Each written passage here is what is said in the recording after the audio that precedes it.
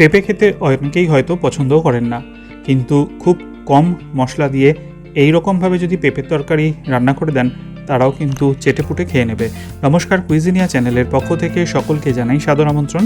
আমার channel কুইজিনিয়াকে subscribe করে পাশে থাকা বেল বাটন আর অল আইকন প্রেস করে রাখলে সব নতুন ভিডিও নোটিফিকেশন আপলোড হওয়া মাত্র আপনাদের কাছে পৌঁছে যাবে। আজকে আমি নিয়ে এসেছি সম্পূর্ণ নিরামিষ একটা পেঁপের তরকারি, যেটা খুব কম মশলায় হেলদিভাবে বানানো যায় আর খেতে কিন্তু স্বাদে হয় অসাধারণ। যারা পেঁপে পছন্দ করে না তারাও কিন্তু এই তরকারিটা দিলে খুবই ভালো বলবে। পুরো ভিডিওটা দেখে যদি ভালো লেগে থাকে একটা লাইক, কমেন্ট, প্রচুর শেয়ার করতে কিন্তু ভুলবেন না। নতুন বন্ধুদেরকে চ্যানেলে স্বাগত জানিয়ে পুরনো বন্ধুদেরকে পাশে থাকার জন্য অসংখ্য ধন্যবাদ জানিয়ে শুরু করছি আজকের এই নিরামিষ রেসিপি। এখানে আমি নিয়েছি কাঁচা পেঁপে, 600 গ্রাম ওজনের পেঁপে, সেটাকে এরকম ছোট টুকরো করে কেটে নেওয়া হয়েছে। আর তার সাথে নিয়েছি দুটো মাঝারি সাইজের আলুগুলোকেও পেঁপের মতোই টুকরো করে কেটে নেওয়া আছে।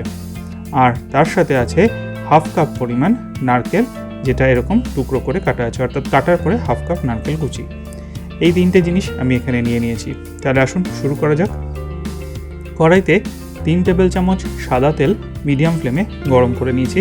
আপনারা চাইলে সর্ষের তেলেও রান্নাটা করতে পারেন, আমি এটা সাদা তেলে প্রেফার করি। ফোড়নের জন্য দিচ্ছি হাফ টিস্পুন পরিমাণ গোটা জিরে, একটা শুকনো লঙ্কা আর একটা তেজপাতা। ফোড়নটা গরম হয়ে যাওয়ার পরে এতে প্রথম যেটা দেব সেটা হচ্ছে নারকেল কুচি।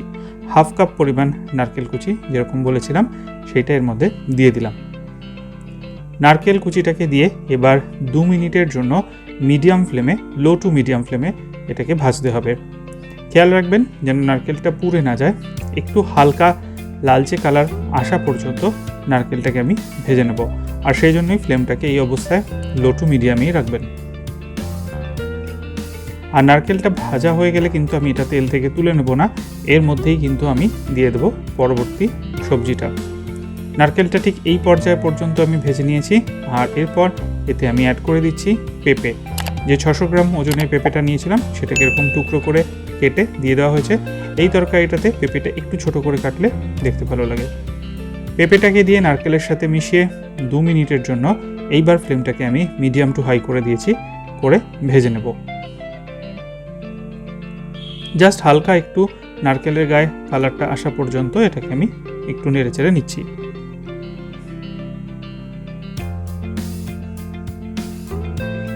এরপর এতে দিয়ে দেব দুটো মিডিয়াম সাইজের আলু, যেটাকে পেঁপের মতোই টুকরো করে কাটা হয়েছে, দিয়ে আরও একবার নেড়ে চেড়ে আরও 2 মিনিটের জন্য ভালো করে এটা ভেজে নেওয়া হচ্ছে।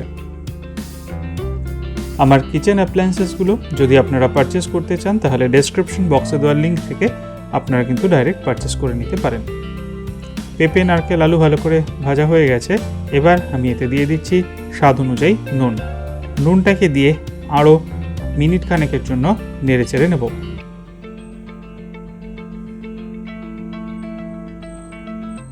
যেহেতু ছোট টুকরো করে কাটা আছে, এটা কিন্তু আস্তে আস্তে সেদ্ধ হতে থাকবে। দিয়ে দিচ্ছি একদম 1 চিমটি পরিমাণ হলুদ গুঁড়ো আর 1 চিমটি পরিমাণ লাল লঙ্কার গুঁড়ো।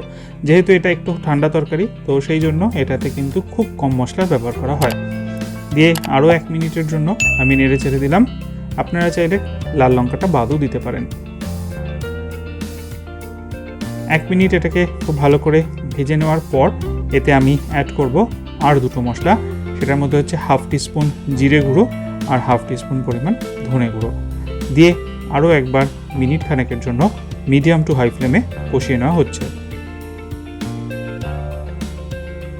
তরকারিটা অনেকটা পরিমাণে কমে গেছে, দেখুন ভাজতে ভাজতে জিনিসটা কিন্তু অনেকটাই মজে গেছে। এরপর এতে আমি দেব 1 টিস্পুন পরিমাণ চিনি। আপনারা যদি চিনি কম খান কম দেবেন, যদি না খান স্কিপও করতে পারেন। তবে সাধারণত এই ধরনের নিরামিষ তরকারি চিনিটা না দিলে কিন্তু টেস্টটা ঠিক ভালো আসে না। চিনিটা দিয়ে ভালো করে নেড়ে চেড়ে মিশিয়ে নেওয়া হলো। আর তারপর এতে দিয়ে দেব 1.5 কাপ পরিমাণ জল। জলটাকে দিয়ে আরও একবার সমস্ত কিছু মিশিয়ে নিচ্ছি।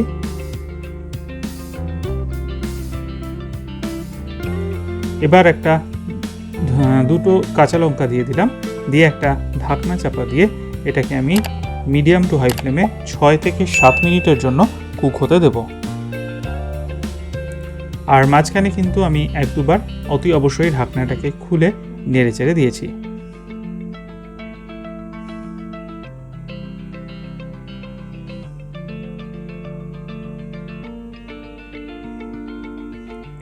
মিনিট 7 মতো আমার এখানে হয়ে গেছে।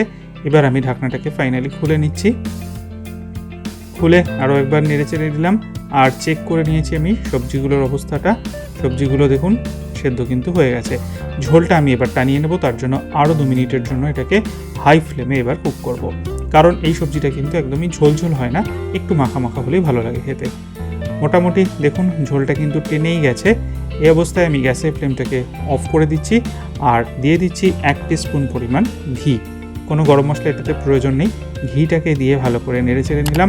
আর এটাতে কিন্তু আদা বাটাও দেওয়ার কোনো প্রয়োজন নেই, টেস্টটা কিন্তু তাতে ভালো লাগে না। তাহলে রেডি হয়ে গেল এই কম মশলায় অত্যন্ত সুস্বাদু স্বাস্থ্যকর একটা পেঁপের তরকারি। আশা করি রেসিপিটা আপনাদের ভালো লেগেছে। ভালো লেগে থাকলে একটা লাইক কমেন্ট প্রচুর শেয়ার করতে ভুলবেন না। আর অতি অবশ্যই বাড়িতে বানিয়ে আমাকে কমেন্টে জানাবেন কেমন লাগলো।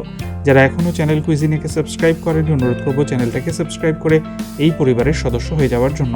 সবাই ভালো থাকবেন, সবাই সুস্থ থাকবেন। আজকে এ পর্যন্তই, নমস্কার।